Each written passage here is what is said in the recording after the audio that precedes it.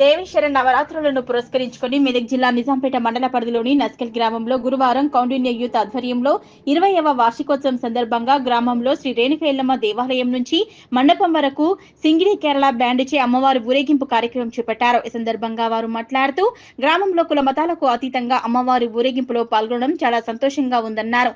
ఈ సంవత్సరం విగ్రహదాత కొండగారి స్వామి విగ్రహాన్ని అందించడం జరిగిందన్నారు. నవరాత్రులు అమ్మవారికి అంగరంగ వైభవంగా పూజలు నిర్వహించడం జరుగుతుందన్నారు. ప్రతిరోజు కుంకుమార్చన, అక్షరాభ్యాసం, అన్నప్రాసన కార్యక్రమాలు 9 రోజుల పాటు నిర్వహిస్తామన్నారు. ఈ కార్యక్రమంలో మాజీ ఎంపీపీ దేశెట్టి సిద్ధరాములు, లింగంగౌడ్, లక్ష్మగౌడ్, ఎర్రగౌడ్, శ్రీనివాస్ గౌడ్, స్వామి గౌడ్, వేణుగౌడ్, వెంకటేష్ గౌడ్, కౌండిన్య యూత్ సభ్యులు పాల్గొన్నారు.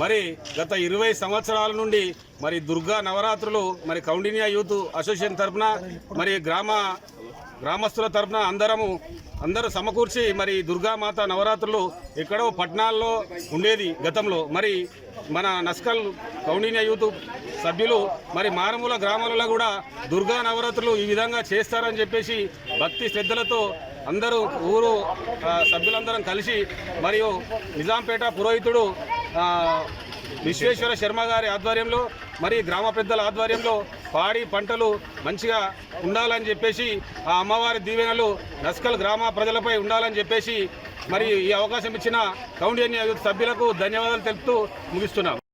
20 సంవత్సరాల నుండి నిజాంపేట మండలం నస్కల్ గ్రామంలో కౌండిన్య యూత్ ఆధ్వర్యంలో మరి గ్రామస్తుల సహాయ సహకారాలతోని ఈ యొక్క అమ్మవారిని మరి యొక్క అంగరంగ వైభవంగా ప్రతి సంవత్సరము మరి భక్తులు అనేకమైనటువంటి కోరికలు నెరవేర్చిన తల్లి మన అమ్మ మరి బంగారు దుర్గామాత.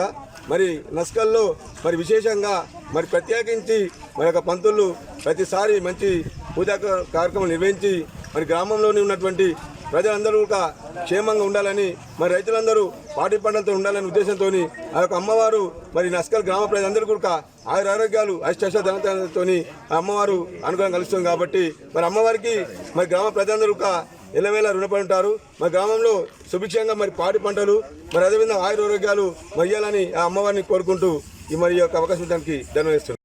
గౌడ సంఘం వారికి సహకరిస్తూ దాతలందరూ కూడా వారి సహాయ సహకారాలు అందిస్తూ ప్రతిరోజు కూడా పూజా కార్యక్రమము, అలాగే నిత్య పూజా కార్యక్రమము, అన్నదాన కార్యక్రమాల్లో కూడా భక్తులు చాలామంది వచ్చి అమ్మవారి కృపకు పాత్రలవుతున్నారు. ఇలాగే పంతులు గారు కూడా ప్రతి సంవత్సరం కూడా ధూపదీప నైవేద్యాలతో అమ్మవారిని ఘనంగా ఉత్సవాలు చేస్తున్నారు. నస్కల్ కౌండిన్య యూత్ తరఫు నుంచి ఈ సంవత్సరానికి 20 సంవత్సరాలు అవుతుంది. ఘనంగా నిర్వహిస్తున్నటువంటి గౌడ సంఘానికి అలాగే కౌండిన్య యూత్ అసోసియేషన్ సభ్యులందరికీ కూడా మేము ధన్యవాదాలు తెలియజేస్తున్నాం. గౌడ సంఘం ఆధ్వర్యంలో శ్రీ కౌండిన్య యూత్ అసోసియేషన్ తరఫు నుంచి గత 20 సంవత్సరాల నుంచి కూడా ఘనంగా నిర్వహిస్తున్నటువంటి మాతా శరన్నవరాత్రుల సందర్భంగా ఈరోజు శృంగేరి కళాబృందం కేరళ వాయిద్యాలతో అమ్మవారిని శ్రీ రేణుగామాత టెంపుల్ నుంచి తీసుకొచ్చి ఘనంగా ఊరేంపుగా తీసుకొచ్చి ఈరోజు ప్రతి సంవత్సరం కూడా ఇక్కడ ప్రతిష్ఠిస్తున్నాం. కాబట్టి దుర్గామాతను నస్కల్ గ్రామంలో ప్రతి సభ్యుడు కూడా ప్రతి మాత కూడా అందరూ వచ్చి 20 సంవత్సరాల నుంచి దుర్గామాత ప్రతిష్ట కార్యక్రమంలో అలాగే దుర్గామాత శరన్నవరాత్రి ఉత్సవాల్లో భాగంగా కూడా అఖండమైన తేజస్సైన అమ్మవారి దివ్య స్వరూపం ఈరోజు మొదటి రోజు కాబట్టి నవరాత్రులలో జరుపుతాం. కాబట్టి ఈ నస్కల్ గ్రామంలో ప్రతి చిన్న విషయానికై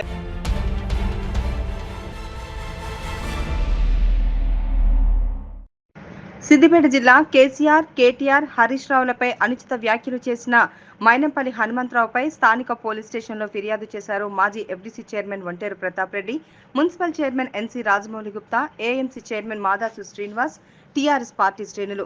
మాజీ ఎఫ్డీసీ చైర్మన్ వంటేరు ప్రతాప్ రెడ్డి మాట్లాడుతూ రైతులకు 2 లక్షల రుణమాఫీ చేయకపోతే రాజీవ్ రహదారి ఎంతవరకు ఉందో అంతవరకు దిగ్బంధం చేస్తామని హెచ్చరించారు.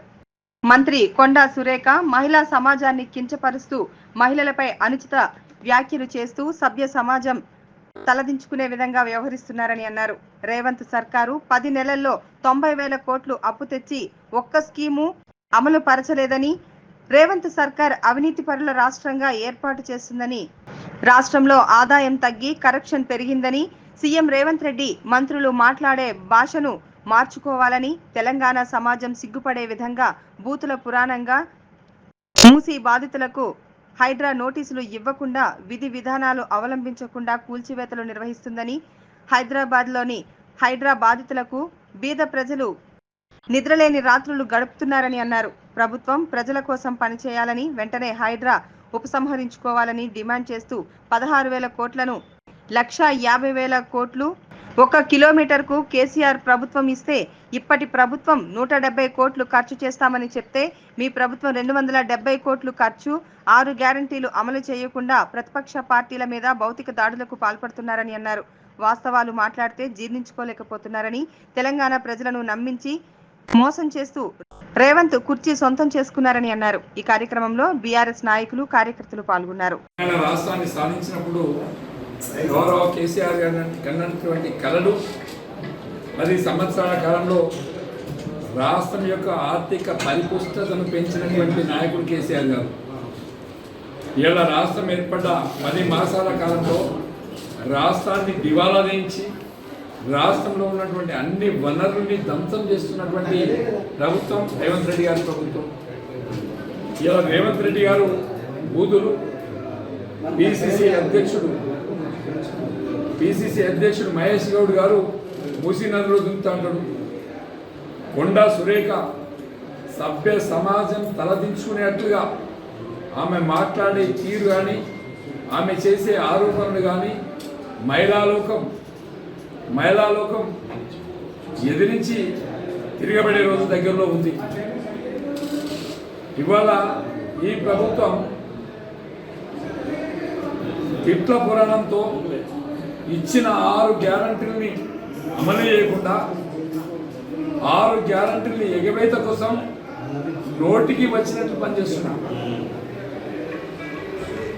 నోటికి పని చెప్తున్నారు తప్ప ఎక్కడ కూడా చేతులకు పని లేదు, గ్యారంటీలు అమలు చేయడం లేదు. దానికోసమే ఇలా ప్రధాన ప్రతిపక్షమైనటువంటి హరీష్ రావు గారు ప్రజలకి వెళ్తే దాడులు చేస్తారు, కేటీఆర్ గారు ప్రజలకి వెళ్తే దాడులు చేస్తారు. హైడ్రా పెట్టుకున్నావు, దానికి ఒక గైడ్ లైన్స్ లేవు. తాతల కాలంలో కట్టుకున్న ఇల్లు కూర్చడానికి నువ్వెవడివి? ఒక గైడ్ లైన్స్ ఉంటాయి, వాళ్ళకు నోటీస్ ఇవ్వాలి. నోటీస్ లేకుండా, గైడ్ లైన్స్ లేకుండా నీ ఇష్టం వచ్చినట్టు కూరుస్తావా? ఇలా హైదరాబాద్ తిరగబడ్డది. హైదరాబాద్లో ఉండే పేద ప్రజలు తిరగబెట్టరు.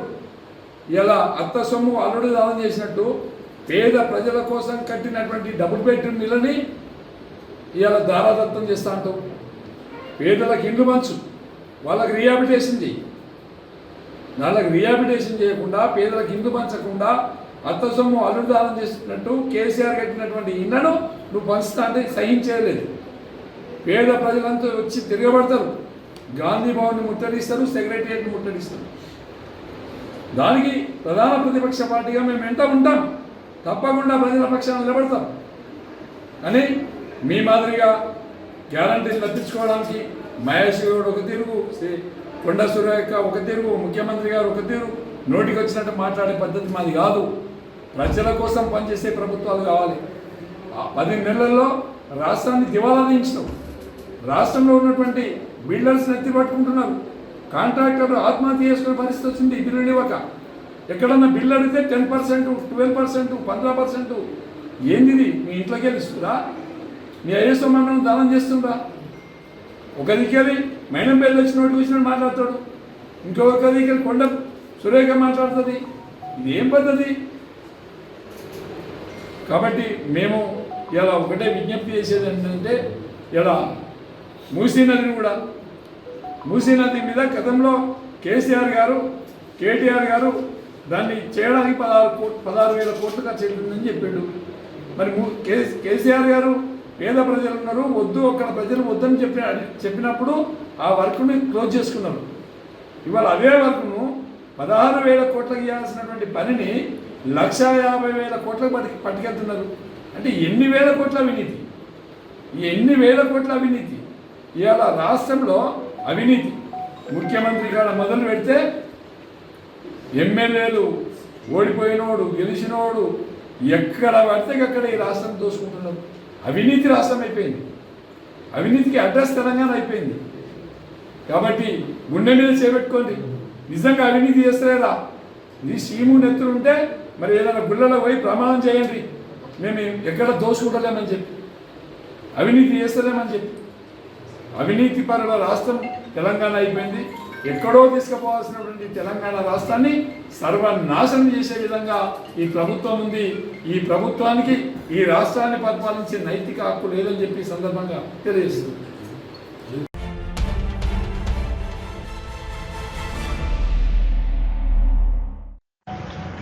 సిద్దిపేట జిల్లా దుబ్బాక పట్టణంలో దుబ్బాక ఎమ్మెల్యే పర్యటనలో భాగంగా దుబ్బాక పట్టణంలోని ఛత్రపతి శివాజీ విగ్రహం వద్ద కాంగ్రెస్ శ్రేణులు భారీగా చేరుకొని ఎమ్మెల్యే కాన్వాయ్పై గుడ్లతో దాడి చేశారు. అనంతరం ఇరు పార్టీల కార్యకర్తలు ఒకరికొకరు దాడి చేసుకోవడానికి ప్రయత్నం చేశారు. పోలీసులు ఇరు వర్గాలను సముదాయించే ప్రయత్నం చేసినప్పటికీ నినాదాలతో హోరెత్తించారు. పోలీసులు ఎమ్మెల్యేను సంఘటనా స్థలం నుంచి ఆయనను పంపించారు.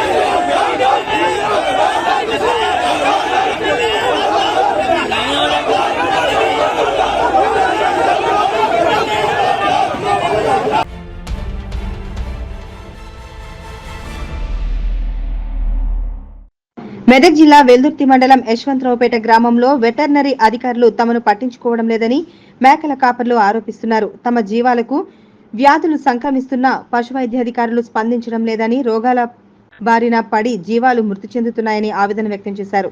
అధికారులకు ఫోన్ చేసినా స్పందించడం లేదని, ప్రభుత్వం నుండి మందులు సరఫరా కావడం లేదని తెలిపారు.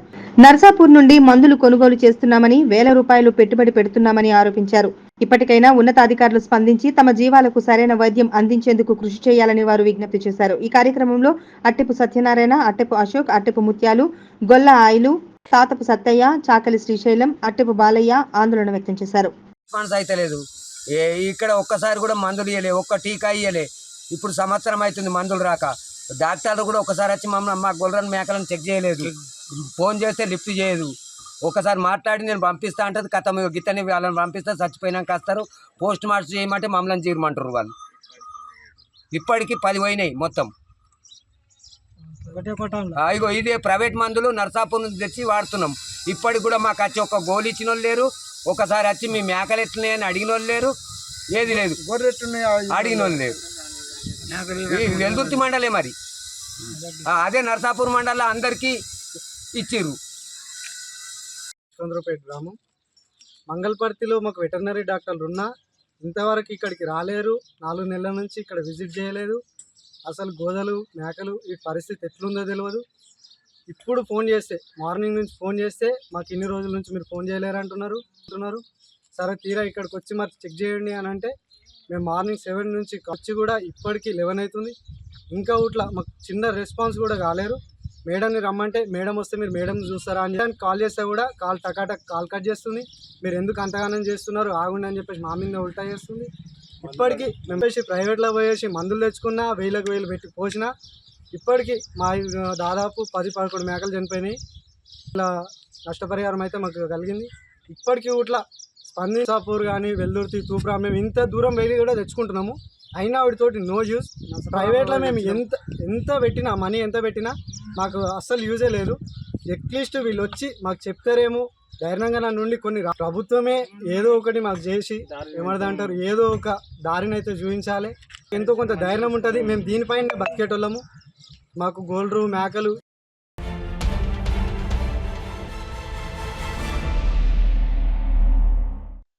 మెదక్ జిల్లా వెల్దుర్తి మండలానికి ఆర్టీసీ బస్సు సౌకర్యం కల్పించాలని భారతీయ జనతా పార్టీ నాయకులు గురువారం Medchal RTC bus depot manager కు వినతిపత్రం సమర్పించారు.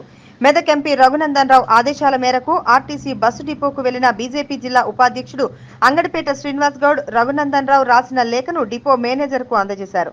వెల్దుర్తి మండలం మంగళపర్తి నుండి వయా వెల్దుర్తి తూప్రాన్, వెల్దుర్తి నుండి జూబ్లీ బస్టాండ్ వయా తూప్రాన్ వెళ్లే ప్రయాణికులకు బస్సు సౌకర్యం కల్పించాలని, వెల్దుర్తి నుండి గుమ్మడిదల జేబీఎస్ వెళ్లే మరో బస్సును ఏర్పాటు చేయాలని వారు విజ్ఞప్తి చేశారు. సానుకూలంగా స్పందించిన డిపో మేనేజర్ త్వరలోనే రూట్ మ్యాప్ సర్వే చేసి బస్సులు ప్రారంభించేందుకు ఏర్పాటు చేస్తామని తెలిపినట్లు బీజేపీ నాయకులు తెలిపారు.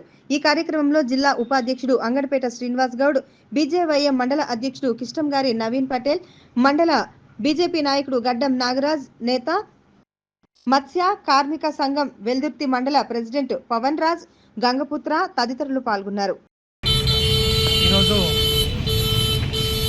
మేడ్చల్ ఆర్టీసీ డిపో మేనేజర్ దగ్గర మన ఎంపీ రఘునందన్ రావు అన్న గారు ఇచ్చిన లెటర్ను వెల్దుర్తి మండలం కోసం బస్సుల కోసం ఇచ్చినటువంటి లెటర్ను డిపో మేనేజర్కి ఇవ్వడం జరిగింది.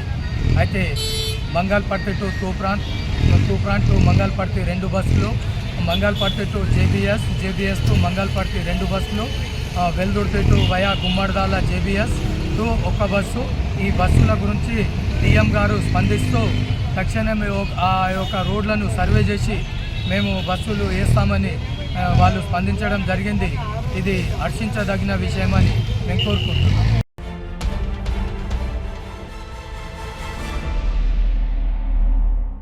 సంగారెడ్డి జిల్లా పటంచెరు నియోజకవర్గ పరిధిలోని ఇంద్రేశం గ్రామ పంచాయతీలో ప్రకటన హోల్డింగ్ పైన మాజీ ఇన్ఛార్జి సర్పంచ్ బండి హరిశంకర్, ఎమ్మెల్యే మహిపాల్ రెడ్డి, ఎంపీ రఘునందన్ రావుతో పాటు మాజీ ఇన్ఛార్జి సర్పంచ్ అయినటువంటి బండి హరిశంకర్ దసరా శుభాకాంక్షల హోల్డింగ్ ను ఏర్పాటు చేయడమైనది.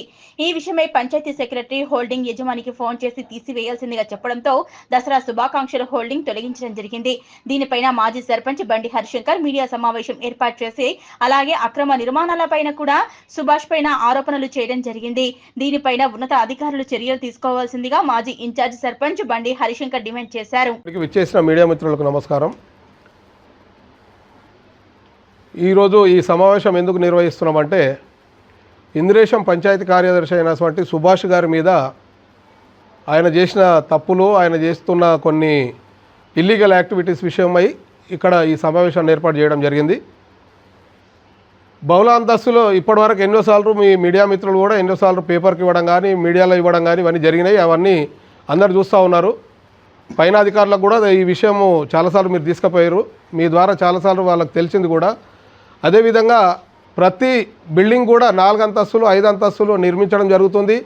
వాటికి ప్రోత్సహించడం ఓన్లీ సుభాష్ ద్వారానే జరుగుతుంది. కొంతమంది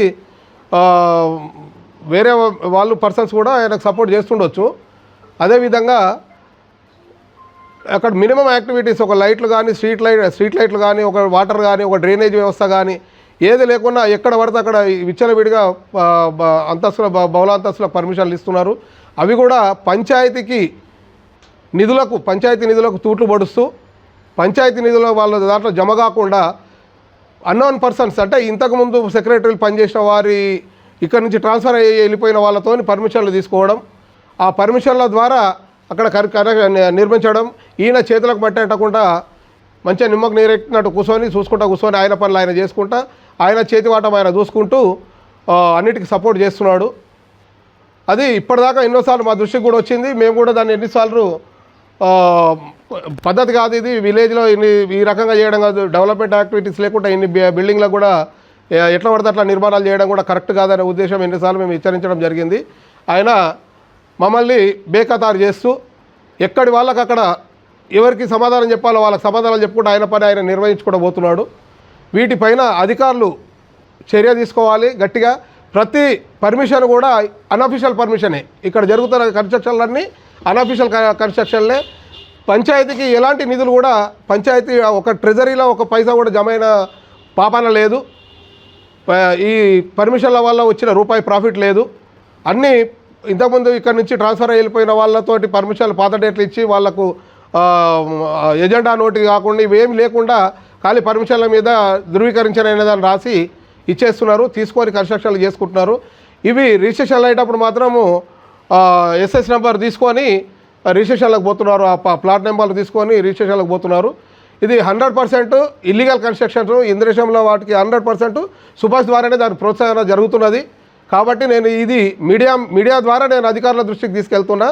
తప్పకుండా అధికారులు దీనిపైన చర్య తీసుకోవాలి.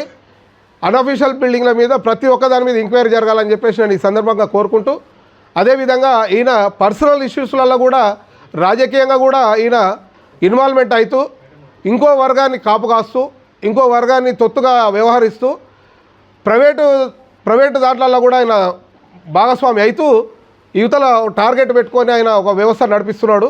కాబట్టి దీని మీద సరైన విచారణ జరిగి ఖచ్చితంగా వీటి ఇల్లీగల్ యాక్టివిటీస్ మీద చర్య తీసుకోవాలి. ఖచ్చితంగా చర్య మీ ద్వారా అధికారుల దృష్టికి పోవాలని చెప్పేసి నేను ఈ సమావేశాన్ని ఏర్పాటు చేసిన. ఇది ముమ్మాటికి ఇల్లీగల్ కన్స్ట్రక్షన్లే కాబట్టి తప్పకుండా ఆయన పైన చర్య తీసుకోవాలని చెప్పేసి కోరుకుంటూ సమగ్ర విచారణ జరపాలని చెప్పేసి మీ ద్వారా అధికారులను మరొకసారి కోరుకుంటూ ముగించుకుంటున్నాను. నేను ఒక పబ్లిష్ చేసే ఒక అడ్వర్టైజ్మెంట్ బోర్డుకు సంబంధించింది దసరా శుభాకాంక్షలతోని నేను ఎమ్మెల్యే గారు ఎంపీ గారితో ఫోటో పెట్టుకొని ఒక ఫ్లెక్సీ పెట్టడం జరిగింది. దానికి ఎవరో వేరే వర్గాల వాళ్ళు వ్యతిరేకించారని చెప్పేసి దాన్ని ఫోన్ చేసి మీరు తీయాలని చెప్పేసి ఆయన దగ్గరుండి ఆయన తీపియడం జరిగింది, ఫోన్ చేసి తీపియడం జరిగింది. నేను దాన్ని ఖండిస్తున్నా. ఎందుకంటే ఆయన చేసే పనులు చాలా ఉన్నాయి గ్రామంలో, అభివృద్ధి పనులు కానీ ఇంకా యాక్టివిటీస్ కానీ. ఫోన్లు చేసి స్పందన ఉండదు, స్పందన ఉన్న టైంకు సమయానికి చేసే పనులు చేయరు. దానికి ఆర్ఎండ్బి వాళ్ళ దగ్గర వాళ్ళు ఫ్లెక్సీ పెట్టిన వాళ్ళది, అది బోర్డు పెట్టిన వాళ్ళది, ఏదైతే అడ్వర్టైజ్మెంట్ బోర్డు పెట్టిన వాళ్ళకి వాళ్ళు పర్మిషన్ ఆర్ఎండ్బి వాళ్ళకి తీసుకున్నారు, పంచాయతీ వాళ్ళకి తీసుకున్నారు. ఏదైతే నేను పెట్టిందో వాళ్ళ దగ్గర నేను రిక్వెస్ట్ చేసి పెట్టుకున్నా, ఒక 10 రోజులు నేను పెట్టుకుంటే దాన్ని ఈయన ఫోన్ చేసి వేరే వాళ్ళు ఎలిగేషన్ పెడుతున్నారని చెప్పి ఈయన తొలగించడం జరిగింది. అది ఎంతవరకు కరెక్టు, ఆయన దాంట్లో ఎంతవరకు ఇన్వాల్వ్మెంట్ కావాలి, ఆయనకు అక్కడ అంతా అత్యుత్సాహం ఏంది, తీయడం కూడా కరెక్ట్ కాదు కదా. ప్రైవేటు దాంట్లో ఈయన ఇన్వాల్వ్మెంట్ లేదు కదా, పంచాయతీ నుంచి పెట్టిందంటే 100% తీయొచ్చు. అందులో ఎలక్షన్ కోడ్ కూడా లేదు. ఎలక్షన్ కోడ్ ఉన్నా దాన్ని తొలగించే ఏర్పాటు చేయొచ్చు ఆయన. కాబట్టి నేను అధికారుల దృష్టికి తీసుకొస్తున్నా, సుభాష్ గారి మీద చర్య తీసుకోవాలని చెప్పేసి కోరుతున్నాను.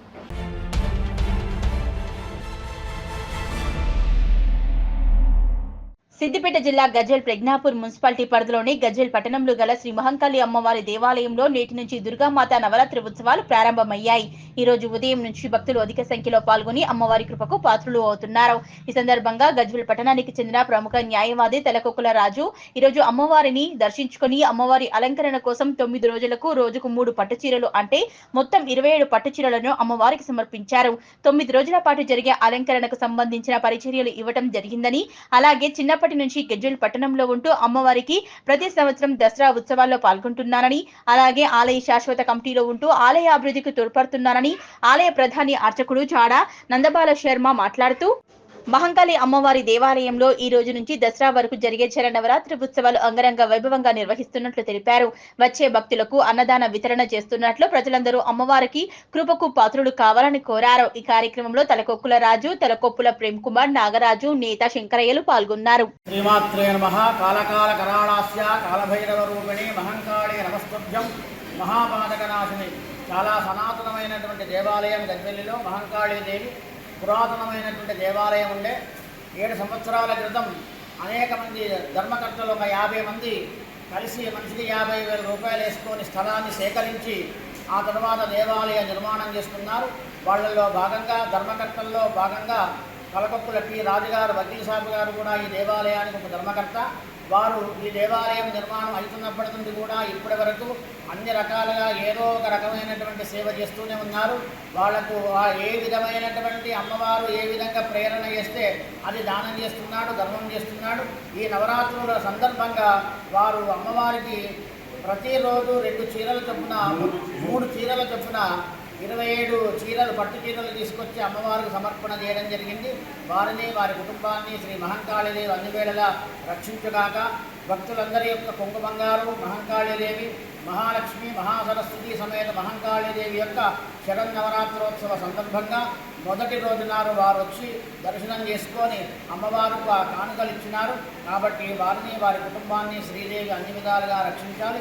భక్తులందరూ కూడా గజ్వెల్లి పట్టణంలో దివ్యముగా భవ్యముగా ఉన్నటువంటి మహంకాళీదేవిని దర్శించుకొని ధరించవలసిందిగా కోరుతున్నాం. జై మహంకాళి.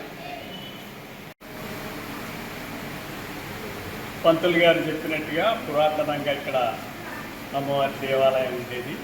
కానీ ప్రత్యేకంగా ఓన్లీ దసరాకు మాత్రమే ఇక్కడికి వచ్చేవాళ్ళం.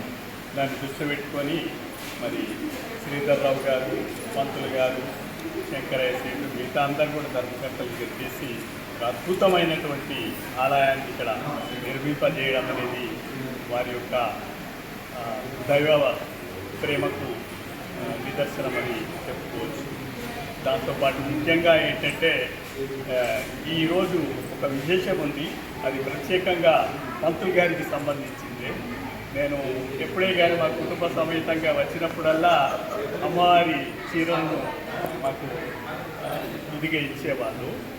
దాంతో ఏంటంటే ప్రసాదంగా ఇస్తేను నాకు అదేదో నా అమ్మవారి రుణంలో ఉండిపోతున్నా, పంతులు గారి రుణంలో ఉండిపోతున్నాననేది ఒక సంవత్సర కాలంలో నా లోపల ఉండి నేను అదే విషయాన్ని పంతులు గారితో శ్రీధర్రావు సార్తో గీత చెప్తే వాళ్ళు చెప్పినారు ఏంటంటే ఈసారి 9 రోజుల పాటు ఇక్కడ మూల విరాటే కానీ మిగతా మొత్తం 3 అమ్మవాళ్ళు ఉంటారు కాబట్టి వారికి ఈరోజు 3 చీరలు చొప్పున ఒక 27 చీరలు ఇవ్వమని చెప్పి చెప్పినారు.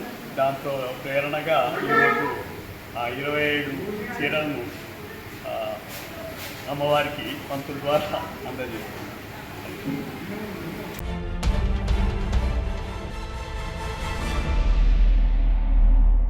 సంగారెడ్డి జిల్లా పటంచెరు నియోజకవర్గంలోని ఇంద్రేశం గ్రామ పంచాయతీలో హోర్డింగ్ తొలగించిన దానిపైన వచ్చిన ఆరోపణలపై పంచాయతీ కార్యదర్శి సుభాష్ ని మీడియా వివరణ కోరగా ఆయన ఈ విధంగా స్పందించారు. సుభాష్, పంచాయత్ సెక్రటరీ, ఇంద్రేశం గ్రామం. ఇంద్రేశం గ్రామంలో వచ్చేసి ఒక ఎంట్రన్స్ ఆర్చ్ అనేది ఏర్పాటు చేయడం జరిగింది. ఆ ఆర్చ్ వచ్చేసి హెడ్జోన్ సంస్థ వాళ్ళు మా గ్రామ పంచాయతీ ద్వారా పర్మిషన్ తీసుకుని ఏర్పాటు చేయడం జరిగింది. ఇంకా ఆ వర్క్ అనేది పూర్తిగా కాలేదు. కాకపోయినప్పటికీ ఆ ఆర్చ్ పైన ఒక ఫ్లెక్సీ ఏర్పాటు చేయడం జరిగింది. గ్రామ నివాసి అయినటువంటి బండిశంకర్ గారు ఏర్పాటు చేశారు.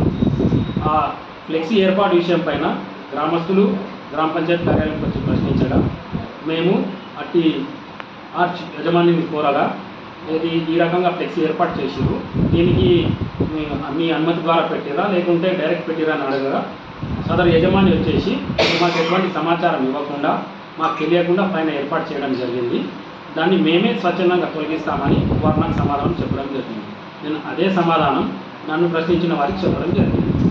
తర్వాత ఒక 5 రోజుల తర్వాత అటు యజమాని ఆ ఫ్లెక్సీని తొలగించింది. ఆ యజమానికి తెలియకుండా ఈయన ఫ్లెక్సీ ఏర్పాటు చేయడంతో ఏర్పాటు చేసిన వారికి తెలియకుండా యజమాన్యం వారు ఫ్లెక్సీని తొలగించడం జరిగింది. అంతేగాని ఇందులో నాది కానీ గ్రామ పంచాయతీ కానీ ఎటువంటి సంబంధం లేదు. ఇంకో విషయం ఏమంటే గ్రామంలో జరుగుతున్న అక్రమ నిర్మాణాలకు సంబంధించి నేను నోటీసులు జారీ చేయడం జరిగింది. గతంలో డిమాలిషన్ కూడా చేయడం జరిగింది. ఇంకా నిబంధనలకు విరుద్ధంగా కొనసాగుతున్న నిర్మాణాలకు మరలా నోటీసులు ఇచ్చి వాటిని కూడా డిమాలిషన్ చేయడం జరుగుతుంది అన్నీ తెలియజేయడం. డిమాలిషన్ కూడా మీకు కావాల్సిన వారికి వాళ్ళకు కొట్టకుండా ఎవరైతే చిన్న చిరుగా ఉన్నదో వాళ్ళపైన తీసుకోవాలని ఒక ప్రధాన అలాంటిది ఏం లేదు. గోపాల్ అని లేదు, ఇంకెవరని కూడా లేదు. ఎవరిదైనా సరే గోపాల్ అని కాకుండా గోపాల్ అని కొట్టలేదు అని కాదు, ఎవరిదైనా సరే ఖచ్చితంగా డిమాలిషన్ చేయడం జరుగుతుంది.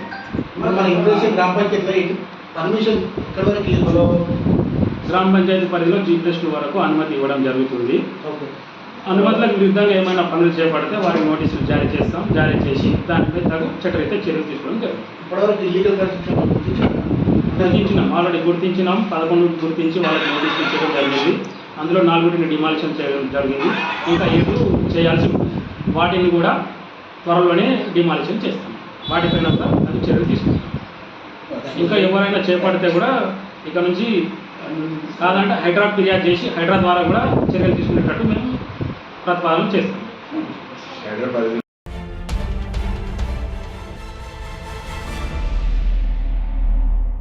పదవి కాంక్షతో ఉన్న కేటీఆర్ కేసీఆర్ లోపల బొందిగా పిసికి సంపిండనే అనుమానం వస్తుందని దేవాదాయ అటవీ శాఖ మంత్రి కొండా సురేఖ అన్నారు. అందుకే కేసీఆర్ కనిపించడం లేదేమోనని ఆమె అనుమానం వ్యక్తం చేశారు. ప్రభుత్వంపై కేటీఆర్ తప్పుడు ప్రచారాలు చేస్తే ఊరుకోవమని సురేఖ హెచ్చరించారు. సిద్దిపేట జిల్లా గజ్వల్ వ్యవసాయ మార్కెట్ కమిటీ అధ్యక్షుడిగా వంటేరు నరేందర్ రెడ్డి, ఉపాధ్యక్షుడిగా సర్దార్ ఖాన్లో ప్రమాణ స్వీకారోత్సవానికి మంత్రులు తుమ్మల నాగేశ్వరరావు, కొండా సురేఖ, పొన్నం ప్రభాకర్ హాజరయ్యారు. ఈ సందర్భంగా కొండా సురేఖ మాట్లాడుతూ బీజేపీ బీఆర్ఎస్ చీకటి ఒప్పందాలతోనే కవితకు బెయిల్ వచ్చిందన్నారు. అందులో భాగంగానే బీఆర్ఎస్ తాను గెలవకపోయినా పర్వాలేదు కానీ బీజేపీ గెలవాలనే లక్ష్యంతో 7 ఎంపీ స్థానాల్లో బీజేపీకి మద్దతు ఇచ్చిందన్నారు. మూసి ప్రక్షాళన కోసం యత్నించింది బీఆర్ఎస్, ఆచరిస్తోంది కాంగ్రెస్ అన్నారు. కాంగ్రెస్ ప్రభుత్వంపై హైడ్రా, మూసి ప్రక్షాళనతో ప్రజల్లో అపోహలు, లేనిపోని సోషల్ మీడియాలో అసత్యపు ప్రచారాలు చేస్తే కేటీఆర్ ఊరుకోబోమని ఆమె హెచ్చరించారు. రోజులో 18 గంటలు పనిచేస్తూ ప్రజలకు మేలు చేసేందుకు ముఖ్యమంత్రి రేవంత్ రెడ్డి కృషి చేస్తున్నారని ఆమె భరోసానిచ్చారు. మంత్రి తుమ్మల నాగేశ్వరరావు మాట్లాడుతూ మాజీ ముఖ్యమంత్రి రాజశేఖర రెడ్డి చేసిన విధంగా వ్యవసాయాన్ని యాంత్రీకరణ చేస్తామన్నారు. ఆయిల్ ఫామ్, హార్టికల్చర్ వ్యవసాయ విధానంలో సిద్దిపేటను దేశంలోనే అగ్రగామిగా తీర్చిదిద్దుతామని మంత్రి అన్నారు. వరంగల్లో వరదలు వచ్చి 10,000 కోట్ల సంక్షోభం ఏర్పడితే కేంద్రం ముట్టి 400 కోట్ల రూపాయలు ఇచ్చి చేతులు దులుపుకుందన్నారు. బీఆర్ఎస్ కి తెలంగాణ రైతన్నల పట్ల చిత్తశుద్ధి ఉంటే మంచి చేసే ప్రభుత్వానికి కాలంలో పెట్టే విధంగా చేయడం మానుకోవాలన్నారు. పొన్నం ప్రభాకర్ మాట్లాడుతూ బీజేపీ బీఆర్ఎస్ లు గల్లీలో కుస్తీ, ఢిల్లీలో దోస్తానా చేస్తున్నాయని పేర్కొన్నారు. నల్ల చట్టాలకు వ్యతిరేకంగా బీజేపీకి బీఆర్ఎస్ లు ఒప్పందాలపై సంతకాలు చేశాయని గుర్తు చేశారు. కేటీఆర్ ని నామమాత్రంగా అక్కడ పెట్టి కేటీఆర్ తానే ముఖ్యమంత్రిగా అన్ని పనికి మాలిన నిర్ణయాలు తీసుకొని ప్రజల సొమ్మును దుర్వినియోగం చేసి కోట్లాది రూపాయల కుంభకోణం చేసి ఈరోజు టీఆర్ఎస్ బీఆర్ఎస్ ప్రభుత్వానికి చెడ్డ పేరు తెచ్చి ప్రజల్లో ఈరోజు టీఆర్ఎస్ అంటే కూడా అసహ్యం పుట్టే విధంగా చేసి ఈరోజు ప్రభుత్వం పడిపోవడానికి ముఖ్య కారకుడు కేటీఆర్. మరి నోరు మూసుకొని ఊకోవాలి కదా. ఇప్పటికైనా ఓడిపోయినాం, మేము తప్పు చేసినాం కాబట్టి మమ్మల్ని ఓడగొట్టారు. ఒక 5 సంవత్సరాల కాలం మరి అధికారం చేస్తున్న కాంగ్రెస్ పార్టీని వాళ్ళ పని వాళ్ళని చేసుకొనియాలి. 5 ఏళ్ల తర్వాత వాళ్ళు ఏం చేశారో ఏం చేయలేదు, అప్పుడు ప్రజల ముందుకెళ్ళి ఓట్లు అడుగుదామనేటువంటి సోవి కూడా లేకుండా మనం గెలిచిన తెల్లారి నుంచే మన మీద విష ప్రచారం చేయడం ప్రారంభం చేసిండు. ఆయనకి ఎక్కడ దిక్కుదోచడం లేదు. 10 ఏళ్ల అధికారంలో మరి ఒక అనుభవంతో ఉండి అంటే అధికారాన్ని అనుభవించి ఒకటేసారి అధికారాన్ని చేతు జారిపోయే వరకు పిచ్చెక్కి ఏం చేస్తున్నాడో అర్థం కానట్టు పరిస్థితి ఉంది. ఆయనకి ఎటు చూసినా ఏం దొరుకుతలేదు. అటుపోయి ఇటుపోయి హైడ్రా అంటాడు, అటుపోయి ఇటుపోయి మూసి అంటాడు. అరే బాబు, మూసి గురించి నీకు తెలియనిది ఏమున్నది? చేసిందంతా నువ్వే చేసి ఈరోజు కాంగ్రెస్ మీద నెట్టి మూసి అని చెప్పి మూసి నిర్వాసితులను ఈరోజు ఎందుకు నువ్వు రెచ్చగొడతా ఉన్నావు అని చెప్పి సందర్భంగా అడుగుతా ఉన్నాను. సరి అయిన కారణాలు చూపెట్టండి. ప్రభుత్వం ఏదైనా పని చేయకపోతే ఈ పని చెయ్యట్లేదు, ఇది చేసే అవకాశం ఉన్నది, ప్రజలకు మేలు జరుగుతుంది అని సూచనలు ఇవ్వండి. అంతేగాని ప్రభుత్వం చేస్తున్న మంచి పనులను ఇబ్బంది కలిగే విధంగా అడ్డుకుంటే మాత్రం సహించేది లేదు అని చెప్పి ఈ సందర్భంగా ఈ వేదిక మీద నుంచి కేటీఆర్ని హెచ్చరిస్తూ ఇప్పటి నుంచి అయినా కూడా ఒళ్ళు దగ్గర పెట్టుకొని ఆలోచనతోటి ఏ నిర్ణయమైనా తీసుకొని ప్రతిపక్ష నేతగా మంచి పరిపాలన మేము అందించే దిశగా సలహాలు సూచనలు ఇవ్వండి. అంతేగాని ప్రభుత్వ చర్యలకు పనులకు అడ్డుపడితే మాత్రం ప్రజలు ఊరుకోరు అని చెప్పి హెచ్చరిస్తూ మరి నూతనంగా ఈరోజు ప్రమాణ స్వీకారం చేస్తున్నటువంటి మార్కెట్ కమిటీ చైర్మన్ గారికి సభ్యులందరికీ కూడా శుభాకాంక్షలు తెలియజేస్తూ మీ కాలంలో ఈ మార్కెట్లో మరి ఇక్కడికి వచ్చే రైతుల సమస్యలు కానీ మన రైతు అంటే కూలీలకు చెందినటువంటి సమస్యలు కానీ ఏ ఉన్నా కూడా మరి దీనికి సంబంధించినటువంటి తుమ్మల నాగేశ్వరరావు అన్న మెంటాలిటీ నాకు బాగా తెలుసు. ఆయన ఏదైనా కూడా తనది అన్నట్టే తన సొంతం అన్నట్టుగానే చేస్తారు. ఈరోజు ఆయన డిపార్ట్మెంట్ మీద ఆయనకున్న పట్టు ఎవరికి కూడా ఉండదు. గతంలో కూడా ఈ కమిటీకి జీవో ఇచ్చి ఈరోజు చాలాసేపటి నుంచి వాళ్ళ ప్రమాణ స్వీకారం కోసం ముందే వచ్చి ఇక్కడ కూర్చున్న మరి సంబంధిత మార్కెటింగ్ శాఖ మంత్రులు తుమ్మల నాగేశ్వరరావుకి గారికి ప్రత్యేక ధన్యవాదాలు కూడా తెలియజేసుకుంటా ఉన్నాను. ఈ మెదక్ ఇన్ఛార్జ్గా వచ్చిన దగ్గర నుంచి నేను దాదాపుగా అన్ని నియోజకవర్గాలు కూడా పర్యటించడం జరుగుతూ ఉంది.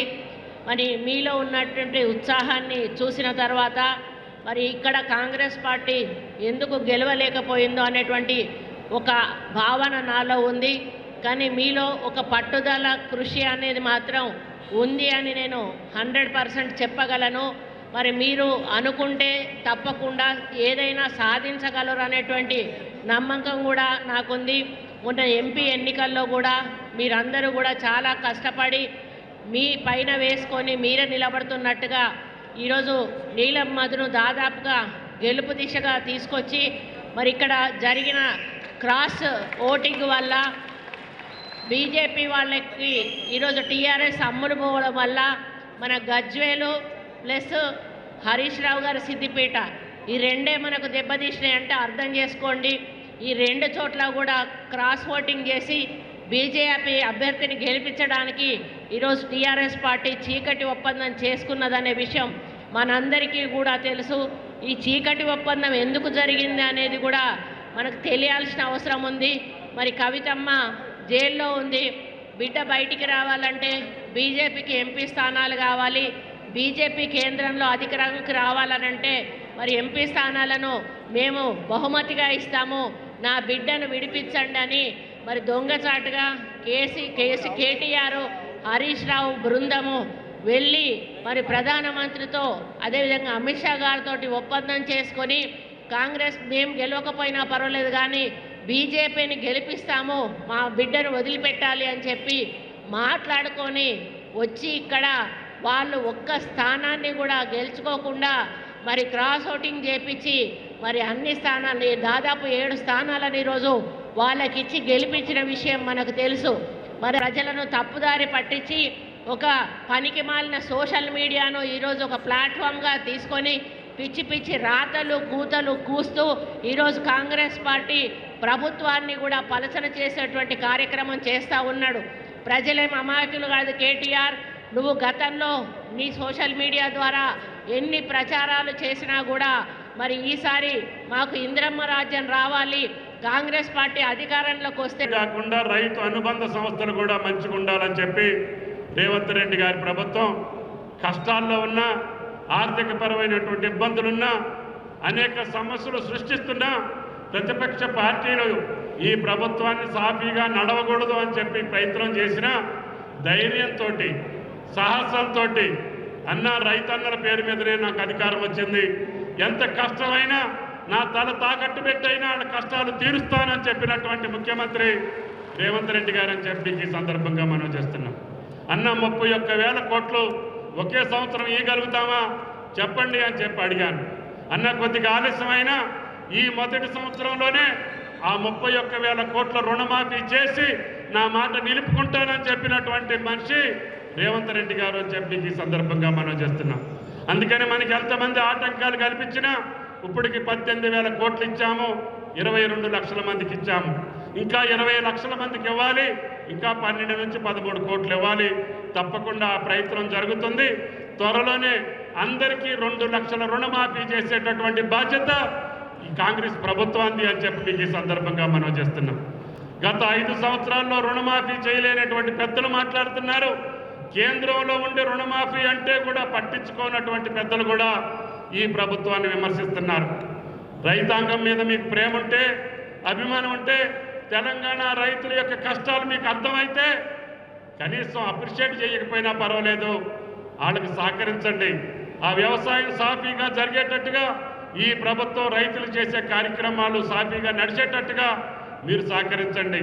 మా కాళ్ళల్లో కట్టబెట్టి కింద పడేసి రుణమాఫీ చేయలేకపోయారు, లేకపోతే రైతు భరోసా ఇవ్వలేకపోయారు, లేకపోతే ధాన్యం కొనలేకపోయారు అని అపప్రద వేయాలని చెప్పి మీ ప్రయత్నాలు సాగవు అని చెప్పి మీకు ఈ సందర్భంగా మనవి చేస్తున్నాం. తప్పకుండా రుణమాఫీ పూర్తి చేస్తాం, రైతు భరోసా కొనసాగిస్తాం. ఈ సంవత్సరం భారతదేశంలో ఏ రాష్ట్రంలో పండించినటువంటి పంట నా రైతన్న పండిస్తున్నాడు, ప్రతి గింజ కొని ఆ రైతును ఆదుకుంటామని చెప్పి కూడా ఈ సందర్భంగా మనం చేస్తున్నాం. ఇప్పటికే మొక్కజొన్నలు పండిస్తే కొన్నాం, పెసలు పండిస్తే కొన్నాం, సోయాబీన్ పండిస్తే కొన్నాం, జొన్నలు పండిస్తే కొన్నాం.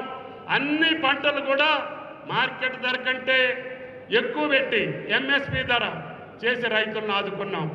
డ్రిప్ ఇరిగేషన్ మానేస్తే మళ్ళీ మీ డ్రిప్ ఇరిగేషన్ కోసం ప్రయత్నం చేస్తున్నాం.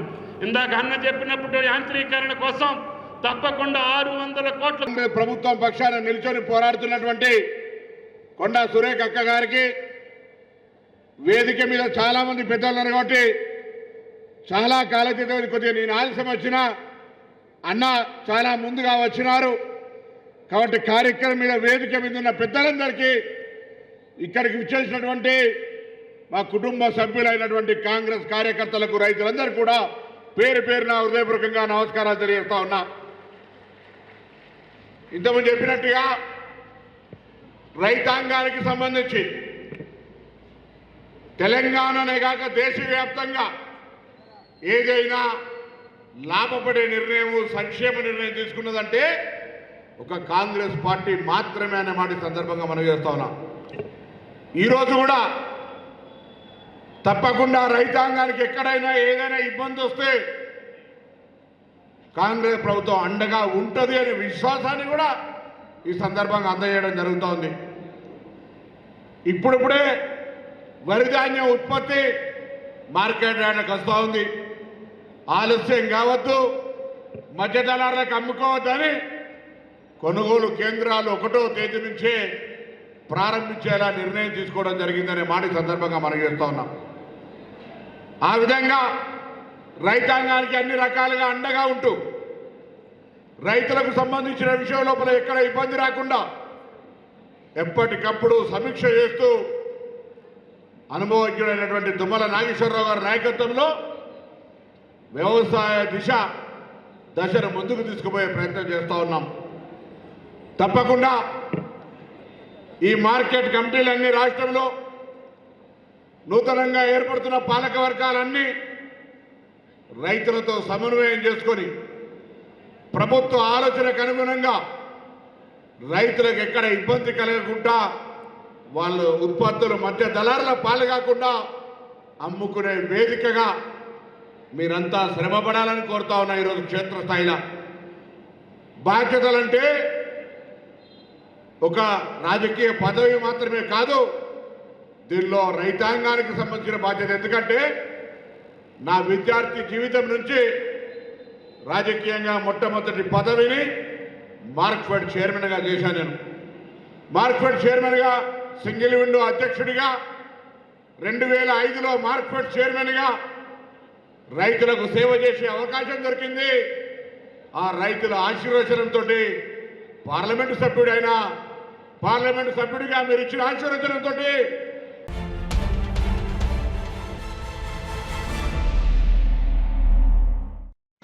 రాష్ట్ర ప్రభుత్వ ఆదేశాల మేరకు ఫ్యామిలీ డీటెయిల్స్ డిజిటల్ కార్డు కోసం సర్వే నిర్వహించడం జరుగుతుందని జిల్లా అదనపు కలెక్టర్ వెంకటేశ్వర్లు అన్నారు. మెదక్ జిల్లా చినశంకరంపేట మండలం కామారం గ్రామంలో ఫ్యామిలీ డీటెయిల్స్ డిజిటల్ సర్వే కార్యక్రమంలో భాగంగా పైలట్ ప్రాజెక్టు కింద చినశంకరంపేట మండలం కామారం గ్రామం ఎంపిక కావడంతో సర్వే నిర్వహించారు. గ్రామంలో నిర్వహిస్తున్న సర్వేను ఆర్డీఓ రమాదేవి, మెదక్ జిల్లా అదనపు కలెక్టర్ వెంకటేశ్వర్లు పరిశీలించారు. అనంతరం జిల్లా అదనపు కలెక్టర్ వెంకటేశ్వర్లు మాట్లాడుతూ రాష్ట్ర ప్రభుత్వ ఆదేశాల మేరకు ఫ్యామిలీ డీటెయిల్స్ డిజిటల్ కార్డు ఇవ్వడం కోసం సర్వే నిర్వహించడం జరుగుతుందని, గ్రామంలో ఇంటింటా తిరుగుతూ సర్వే నిర్వహిస్తున్న కార్యక్రమంలో ప్రజలు భాగస్వాములు కావాలని, ప్రతి ఒక్కరూ సద్వినియోగం చేసుకోవాలని తెలిపారు. ఈ కార్యక్రమంలో జిల్లా అదనపు కలెక్టర్ వెంకటేశ్వర్లతో పాటు RDO Ramadevi, tahsildar Mannan, MPDO Damodar, revenue inspector Chandrasekhar తదితరులు పాల్గొన్నారు. రాష్ట్ర ప్రభుత్వ ఆదేశాల మేరకు ఫ్యామిలీ డిజిటల్ కార్డ్స్ తయారు చేయడానికి ప్రయోగాత్మకంగా ప్రతి జిల్లాలో 2 చిన్న గ్రామ పంచాయతీలు లేదా రెవెన్యూ విలేజ్లు మరియు అదేవిధంగా మున్సిపాలిటీలో కూడా ఒక చిన్న వార్డును సెలెక్ట్ చేసి ఆ కుటుంబం యొక్క వివరాలన్నీ కూడా సేకరించమని చెప్పారు. అందులో భాగంగా మన మెదక్ జిల్లాలో ఈరోజు నర్సాపూర్ మండలంలో గొల్లపల్లి, తర్వాత నర్సాపూర్ మున్సిపాలిటీలో ఒక వార్డు, తర్వాత మెదక్లో ఈ శంకరంపేట ఏలో ఉన్నటువంటి కామారం విలేజ్, మెదక్ లోకల్లో ఒక 4th వార్డు, ఇవన్నీ తీసుకొని ప్రయోగాత్మకంగా ఒక సర్వే చేస్తున్నాం. వీటి యొక్క రిజల్ట్స్ని బట్టి తదుపరి ఆదేశాల మేరకు మిగతా సర్వేస్ కూడా కంటిన్యూ అవుతాయి. ఇది కేవలం ప్రయోగాత్మకంగా చేస్తున్నది మాత్రమే. సో దీంట్లో మేము ఏం చేస్తున్నామంటే ప్రతి కుటుంబం దగ్గరికి వెళ్ళి మన దగ్గర కొంత డేటా ఉంది ఆల్రెడీ, ఏ కుటుంబంలో ఎంతమంది ఉన్నారు అనేది మన దగ్గర అటు రేషన్ కార్డ్స్ నుంచి వచ్చిన డేటా కానీ లేకపోతే ఇతరతర డేటా అంతా కూడా తీసుకొని ఆ ఫామ్స్ అన్నీ కూడా ఇక్కడ మన శంకరంపేట ఎంపీడీఓ గారు, తర్వాత శంకరంపేట తహసీల్దార్ గారు ఇద్దరి పర్యవేక్షణలో ఈ సర్వే జరుగుతుంది. ఇది ఒక మనకు 7వ తారీఖు వరకు టైం ఇచ్చారు. సో 7వ తారీఖు వరకు కంప్లీట్ చేస్తాం. కావున ఎప్పుడైతే ఈ సర్వే టీం వచ్చినప్పుడు దానికి సంబంధించినటువంటి ఆ కుటుంబ సభ్యులు కానీ ఆ కుటుంబాల వారు కానీ వచ్చిన అధికారులకు తమ యొక్క వివరాలన్నీ తెలియజేయవలసిందిగా వచ్చినాం. Thank you.